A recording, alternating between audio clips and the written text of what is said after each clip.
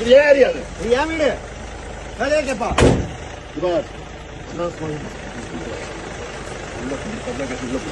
வண்டி வீட்டு வாசல் எல்லாம் கேட்கதான் செய்வோம்.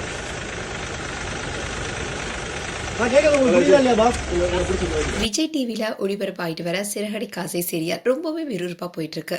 இந்த சீரியல்ல ரோஹிணிக்கு ஏற்கனவே திருமணம் ஆயிடுச்சுனோ அதோட கிறிஷோடைய அம்மா தான் ரோஹிணின்னு மீனாக்கு தெரிய வந்துருச்சு. அப்படி இருந்தாலும் ரோஹிணி பத்தி குடும்பத்துல சொன்னா ரோஹிணி நானும் கிறிஷும் தற்கொலை பண்ணிப்போன்னு சொல்லி பயப்படுத்திருக்காங்க மீனாவை. இதனால மீனாவும் வீட்டுல யார்கிட்டயுமே எதுவும் சொல்லாம இருக்காங்க. இப்படி சீரியல் ரொம்பவே விறுவிறுப்பா போயிட்டு இருக்கு. இந்த சீரியல்ல ரோஹிணியுடைய கணவரா நடிச்சிட்டு வரவர் தான் மனோஜ்.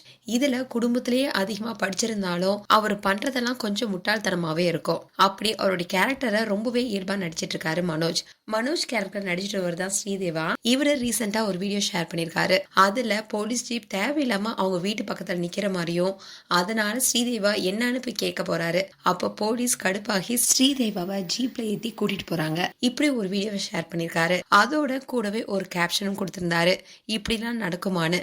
வேலையை விட்டு வந்து நின்று கேட்கறீங்க அவசியமா? எதுக்கு நிக்கிறீங்கன்னு தான் கேட்கிறோம். அரெஸ்ட் பண்ணுங்க. என்ன எதுக்கு அரெஸ்ட் பண்ணோம்? வண்டியில எதுக்கு நிக்கிறீங்கன்னு கேட்டது விட்டுறோமா? நீங்க ஏரியா கேட்கறீங்க. இது ஏன் ஏரியா அது? இது என் வீடு. வேலையா கேப்பா.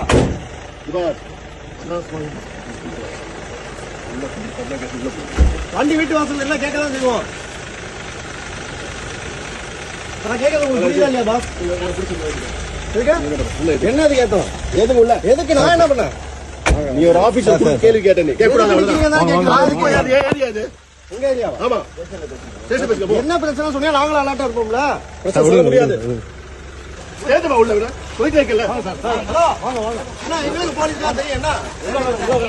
என்ன எதுக்கு ஆத்துறீங்க? உள்ள மட்டும் தான்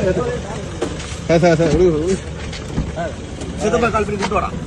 சிதம்பரம் கால் பண்ணுவா.